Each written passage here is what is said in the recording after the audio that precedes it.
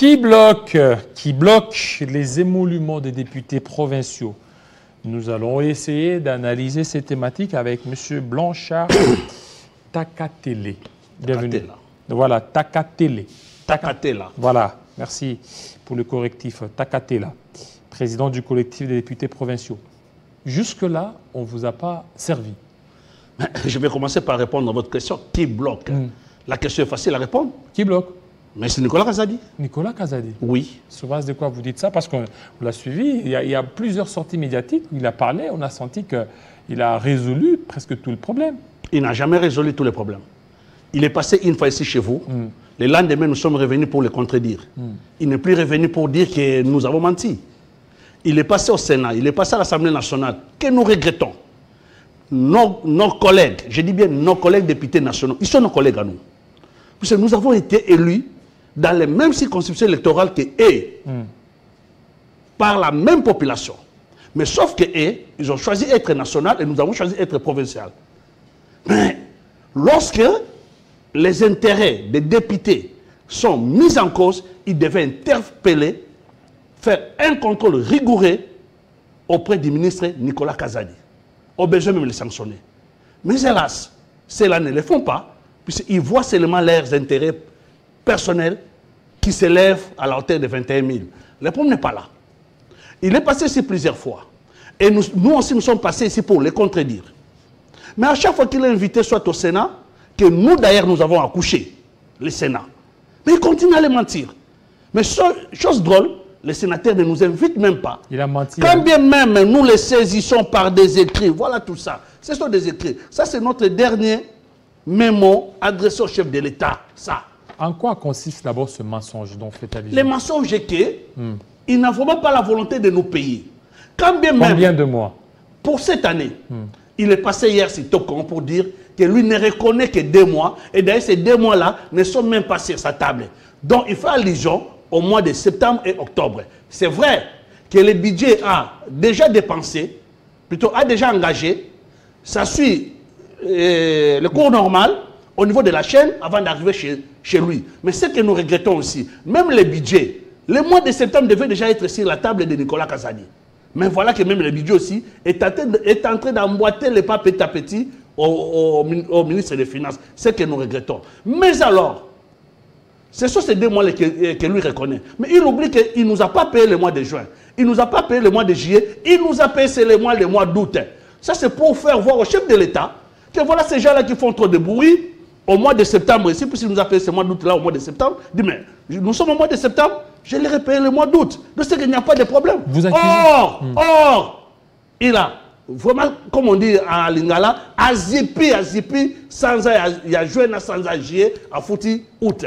Mais nous disons que juillet et juin sont là. Monsieur Nicolas Kazadi, les 2 mois que toi tu parles là, plutôt que vous parlez là, en tant que ministre des Finances, ce ne sont pas les mois de juillet, plutôt de septembre et octobre, qui ne sont pas sur votre table que vous avez reconnu, mais il y a les mois de juin et juillet qui sont sur votre table, dont les DTO, je peux même citer les DTO, qui sont sur votre table là. Demandez à votre conseiller Flori, il va vous amener les dossiers et vous allez signer ces dossiers-là. S'il vous plaît, n'attendez pas les dossiers qui suivent encore le cours normal pour arriver chez vous. J'ai cité les dossiers de septembre et octobre, mais il y a les dossiers de juin et juillet qui sont sur votre table. Je cite votre conseiller Flori, je cite votre DIRCAB, les deux connaissent, puisqu'ils nous ont reçus plusieurs fois. Ces dossiers-là ne sont toujours pas libérés. Ça, ce n'est que pour 2023. Donc 4 dossiers. Juin, juillet, septembre, octobre. En dehors de cela, il y a le mois de février qui n'a jamais payé pour les assemblées non démembrées. Mais que lui ignore. Et tout ça, les sénateurs l'applaudissent lorsqu'il passe là. Et nous disons cette fois-ci, lorsqu'on va les convoquer, nous, députés provinciaux, nous serons là dans la salle. Nous sommes députés, nous avons le droit d'assister à ces assises-là. Alors, c'est combien de mois? C'est combien de mois au total? En dehors de ces 4 mois que je venais de citer, ajouter le mois de février, ça fait 5. Ajouter avril de l'année passée, ça fait 6. Ajouter les 3 mois que lui a trouvé, une bagatelle d'arriéré, qu'il a payé quelques heures. Il est resté avec 3 mois, ça fait déjà 9.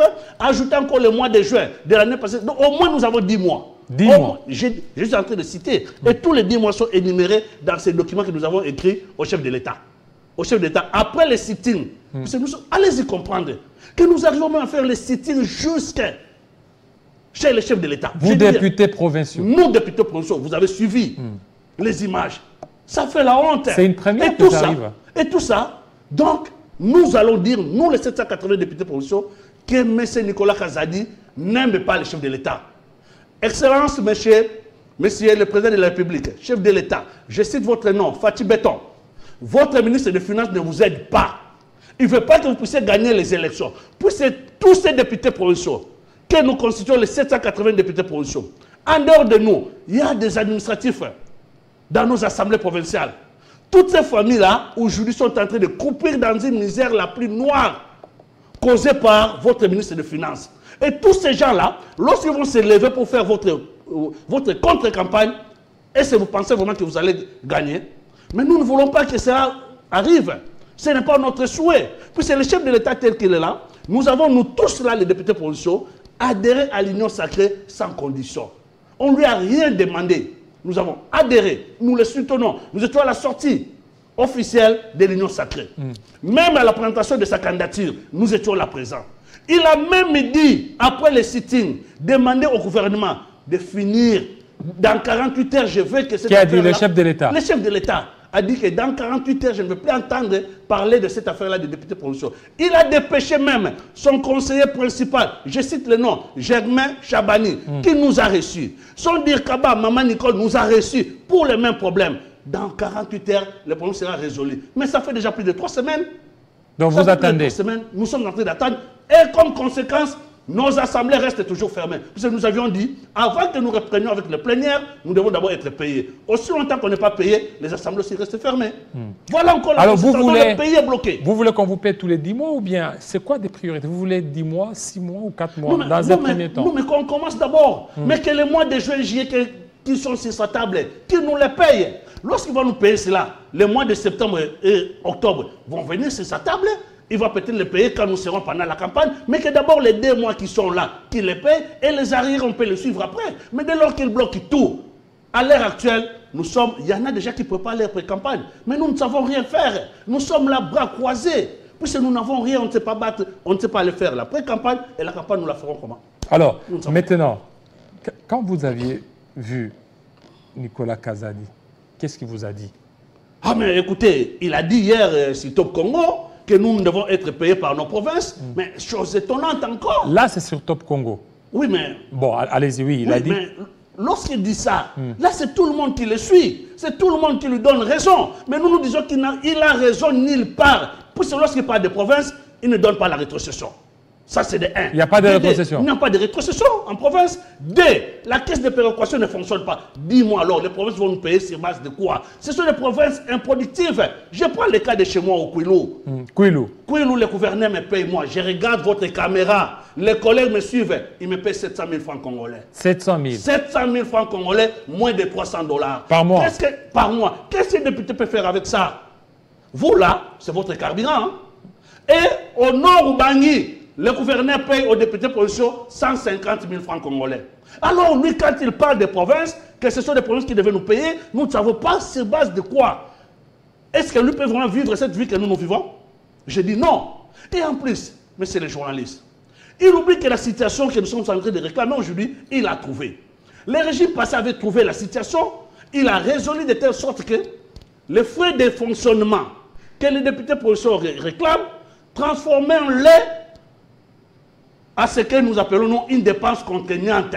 De telle sorte qu'à chaque fois que nous payons les salaires, nous payons aux assemblées provinciales leurs frais de fonctionnement. Et c'est sur base de ces frais de fonctionnement-là que les députés sont payés. C'est ce que nous réclamons. C'est vrai, nous savons que nos émoluments ne sont pas sur le budget. Mais du moins, les frais de fonctionnement sont alignés dans le budget.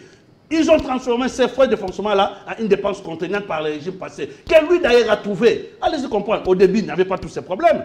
Il n'y avait pas tous ces problèmes. Ce n'est que maintenant, là, que lui devienne maintenant, c'est pas un bon monsieur, et je ne sais pas si lui est le chef de l'État, parce que quand le chef de l'État donne des injonctions, même le Premier ministre, il ne respecte pas. Mais du moins, il n'est même pas sanctionné. Donc nous disons que peut-être que la vraie cause, ça y est, mais nous disons que c'est lui. Donc, Nicolas Kazadi est le tout-puissant dans le gouvernement de Samalou Kondé. Nous pensons bien, nous pensons bien. Mais il devait être ça.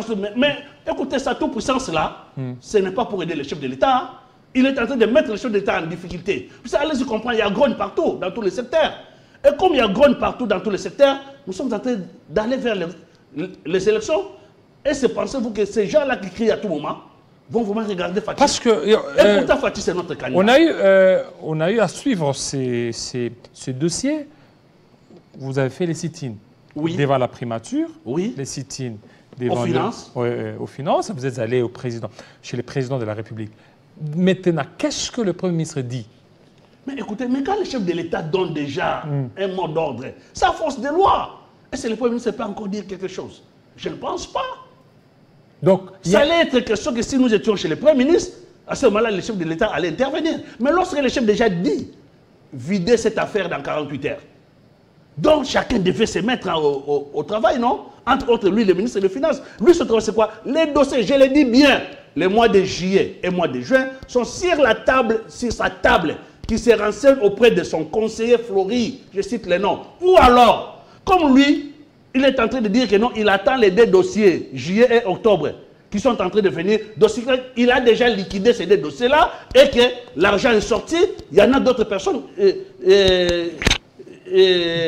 qui se sont servis de ça, je pense bien. Alors maintenant, je pense. Parce que si lui ne reconnaît pas ça, de ce qu'il a liquidé les dossiers et l'argent est sorti sans que nous nous soyons payés. Mais nous disons que nous ne sommes pas payés. Les 4 mois pour cette année, nous attendons juin, juillet, septembre, octobre. Donc, qu'il n'oublie pas les 2 mois ici, juin et juillet. Soit il a déjà liquidé et que l'argent a eu une autre destination. Si cet argent-là a eu une autre destination, qu'il nous le dise. Nous allons nous assumer et nous serons devant lui. Alors, les urgences. Est-ce que vous avez tenu compte peut-être des urgences dans l'Est de la République démocratique du Congo, la situation sécuritaire, l'organisation des élections? C'est ce qui ferait peut-être... non, ces urgences-là, mais c'est les journalistes. C'est une chose qui est pour les députés provinciaux. Mais vous qui touchent d'ailleurs moins de tout au plus $2 000. Vous touchez combien? Tout au plus $2 000. 2 000 par mois? Par mois, je dis bien. Alors qu'un député national, c'est 21 000. Alors là, il n'y a pas des urgences. Là, il n'y a pas des urgences. Allez-y comprendre. Moi qui touche $2 000, vous touchez 21 000. Il me faut combien chez vous? 10 fois. Allez-y comprendre. Donc, vous sacrifiez 10 personnes au détriment d'une personne. Donc, pour les 780 députés provinciaux, il faut au total, au moins, prenons d'une manière générale, 80 députés nationaux. Allez-y comprendre. Donc, nous disons au chef de l'État que vraiment, s'il faut que lui-même arrive à signer notre document, qu'il prenne les documents, qu'il les signe. Parce que c'est comme si Kazadi ne l'obéit même pas. Et Kazadi, s'il ne l'obéit pas, cela veut dire qu'il les met en difficulté. Ça, c'est ce que je dis. Je suis le président du collectif de tous les députés provinciaux de la RDC. Je sais ce que je dis. Je sais ce que je dis. Et nous ne voulons pas que cela nous arrive, puisque c'est à lui que nous allons pointer du doigt si demain il y a échec. Alors maintenant, qu'est-ce que vous comptez faire? Parce qu'on vous a vu, vous avez épuisé presque toutes vos cartouches. Vous êtes allé voir les chefs de l'État, 48 heures, ça fait pratiquement 3 semaines que vous continuez toujours à attendre. C'est quoi maintenant? C'est quoi? Comment vous comptez sanctionner le gouvernement, sanctionner peut-être ceux qui bloqueraient vos émoluments? Oui, mais ça c'est une très belle question, mais une question aussi difficile à répondre. Mais je vais tenter à répondre. D'abord, sachez-vous que les assemblées sont bloquées. Quand les assemblées sont bloquées, les provinces sont bloquées. Donc le pays en général est bloqué. Ça c'est de 1. Et ça ne peut pas réjouir au chef de l'État qui est le garant du bon fonctionnement des institutions de la République, dont les assemblées provinciales qui sont les premières institutions des provinces. Ça ne peut pas vraiment les réjouir. D'aider les députés provinciaux qui sont ici à Kinshasa. Nous continuons à faire la pression. Nous continuons à faire les sit-ins. Demain, peut-être vous allez apprendre que tout le monde est allé maintenant envahir le ministère des Finances. Ce qui n'est pas bon. Or, à ce temps qui reste, il ne nous reste plus que 3 semaines pour aller à la campagne. Donc, on ne sera plus rentré dans nos provinces. Mais nous ne voulons pas laisser les provinces sans budget. Il faut, même pendant une semaine, même s'il nous restait une semaine, que chacun puisse courir vers sa province, aller siéger, ne fût-ce que pour laisser les provinces avec un budget. C'est tout ce que nous voulons. Et nous demandons au chef de l'État, en suivant ces cris d'alarme, que le nom Blanchard Takatela, qui représente les 780 députés provinciaux, qui représente, excusez-moi, une multitude des administratifs au niveau des provinces. Au niveau des provinces, c'est cri d'alarme que les chefs aujourd'hui arrivent à comprendre qu'il y a un malaise. Qu'il y a vraiment un malaise au sein des assemblées provinciales. Et que le ministre Kazadi n'est pas là pour l'aider. Que lui-même, alors cette fois-là, demande nos dossiers pour que lui les signe. Bien sûr, nous savons que constitutionnellement, ce n'est pas faisable. Mais en cas de force majeure, il peut demander même à son directeur de cabinet, qui l'autre fois a même instruit, voilà, la lettre même. Ça, c'est la lettre du directeur de cabinet. Le directeur de cabinet qui a instruit le ministre des Finances en ce qui concerne les cris d'alarme des députés provinciaux et aussi la promesse du chef de l'État qui devait doter les députés provinciaux d'une mobilité. Il a inscrit une mobilité. D'une mobilité, puisque nous devons faire le suivi. Des voitures. Nous devons faire le suivi des travaux de 145 territoires. Mais comment nous allons le faire? Ce n'est pas à pied, ce n'est pas sur vélo, ce n'est pas sur moto. Et le chef a promis, son directeur de cabinet a instruit les ministres, disons, a rappelé les ministres, mais jusqu'à présent, nous tendons vers la fin de notre mandat, tout cela ne vient pas. Donc pour nous, le ministre Kaz a dit vraiment là où il est, j'ai dit encore au chef de l'État qu'il ne vous aime pas. Il n'est pas là pour vous aider pour votre réélection. Alors maintenant, comment vous allez battre campagne pour votre président et pour votre camp dès lors que vous n'êtes pas bien payé? Mais c'est ça la grande question. Donc lui veut notre mort politique. Nicolas Kazadi. Il veut la mort politique de 780 députés provinciaux. Mais ça, nous disons non. Ça, nous disons non. Mais nous n'allons pas vouloir sa mort politique. Sinon, nous allons demander aux collègues qui sont au niveau du Kasaï oriental de lui barrer aussi la route, puisqu'il est candidat là-bas. Mais ça, nous ne voulons pas. Ça, c'est sa vie privée. Mais lui, vu qu'il est en train de vouloir que notre vie privée, notre vie politique s'arrête à ce moment ici. Mais il nous a trouvés. Il nous a trouvés. Puisque quand nous avons gagné les élections, lui n'était pas ici. Il n'était pas ici. Je pense qu'il mangeait encore les beefsteaks en Europe. Il est venu après, je pense, 2 ans après pour qu'il soit nommé ministre. Il est venu nous trouver. Il est venu trouver un système. Il est venu trouver un paiement des députés provinciaux. Il a commencé, mais pas après, il s'est arrêté. Mais pourquoi chaque fois pour que lui nous paye, nous devons faire des courbettes? Ce n'est pas normal. C'est nulle part au monde, sauf en RDC. Et nous devons faire des sit-ins. Sit-ins jusqu'au niveau de la présidence. Vous pouvez comprendre ça. Des députés provinciaux. Des députés provinciaux. Vous qui étiez considérés comme des nobles, actuellement, cette noblesse a changé. A changé. Vous êtes devenus à cause du comportement des ministres Kazadi. Voilà. Bien sûr. Voilà. Alors, là, les élections, c'est pour très bientôt. C'est que vous n'avez pas d'argent pour battre campagne. Mais on n'en a pas. On n'en a pas. Mais on va battre campagne comment? Et vous dormez comment ici à Kinshasa? Ah, mais à la Belle Étoile. À la Belle Étoile? Bien sûr. Mais sous cette pluie, il a plu à Kinshasa? Mais écoutez, nous dormons à la Belle Étoile. Il y en a d'ailleurs qui sont même menacés de quitter les hôtels. Des hôtels? Oui, par manque de moyens. Et vous mangez comment? Ah, mais écoutez, on est Congolais, hein? Même vous là, si je vous trouve en train de manger un pain, je peux bien vous demander. Vous n'allez pas me le refuser. Un député provincial. Mais c'est ce que M. Nicolas Kazadi est en train de Un député provincial qui commande le pain. Le pain. Ça, c'est honteux, c'est notre République. C'est pourquoi nous disons au chef de l'État de sauver ce qu'il peut encore sauver pendant ce temps qui reste. Je pense que ça lui sera très bénéfique. Et comment vont les vies de vos familles que vous aviez laissées? C'est malheureux, même pas de nos familles, de la base, qui à tout moment nous malmène. Puis c'est là, nous sommes des acteurs sociaux au niveau de nos bases. Si vous allez comprendre, à chaque fois qu'il y a mort d'homme, c'est nous qui enterrons. À chaque fois qu'un enfant est chassé de l'école, c'est nous qui payons les minervales. À chaque fois qu'il y a quelqu'un qui est tombé malade, c'est nous qui achetons les médicaments. Mais maintenant, là, nous ne savons plus rien faire. Et malgré cela, la population croit toujours à nous, puisqu'elle a compris que réellement nous souffrons et que nous sommes aussi près d'elle. Malgré la souffrance, nous sommes près d'elle. Donc, si aujourd'hui, nous arrivons à donner un mot d'ordre à cette population-là, elle va nous suivre. Voilà, merci beaucoup. Merci beaucoup. Monsieur Blanchard Takatela, on vous sent que vous toussez même tellement que vous dormez trop sous la Belle Étoile. Vous avez compris. Oui, avec le froid et avec la pluie. Donc, c'est vraiment difficile pour vous. Très difficile pour un député provincial de la législature en cours. Merci beaucoup, fidèles téléspectateurs. Vous avez compris, le président de la République, tous les staffs du chef de l'État, faites quand même un effort pour résoudre le problème des députés nationaux. Ces problèmes, voilà, des députés provinciaux, ça n'a fait que trop durer. Il faut que la solution soit trouvée le plus vite possible avant le dernier virage la campagne électorale. Et pour terminer, s'il vous plaît, justement, Oui. toujours, à ce qui concerne les députés provinciaux, au dernier conseil ici, Oui. le chef de l'État a même demandé que la situation des Itouriens, les collègues d'Itouri, qui aujourd'hui viennent de totaliser 30 mois sans être payés. Députés. Donc, députés provinciaux. Donc, à chaque fois que nous recevons ce que nous réclamons, et là-bas, avec les gouverneurs militaires, ils ne les payent pas, ils bloquent cet argent. En Ituri. Et le chef a même dit de tout faire pour que cette affaire-là Soit réglé. soit réglée. Mais c'est toujours lui. 30 mois, je dis bien, les collègues d'Ituri souffrent. Ça va. Donc, c'est difficile pour le pays. C'est déplorable, c'est Très déplorable. déplorable, mais nous, nous soutenons les chefs, nous sommes dans l'union sacrée. Que les chefs aussi comprennent notre malheur. Qu'ils ne voient pas seulement les députés nationaux, puisque, allez-y comprendre, si vous prenez les 500 des députés nationaux, 110 des sénateurs, 52 des ministres, ils ne totalisent pas 780. Donc nous sommes une force et nous sommes très nombreux. Nous pouvons facilement battre campagne pour ou contre. Merci beaucoup. Mais Ça c'est n'est que nous ne voulons fini. pas que ça soit Fidèles répondu. téléspectateurs, restez branchés. Arlette Boutella est déjà là pour la grande édition des 19h. Portez-vous très bien.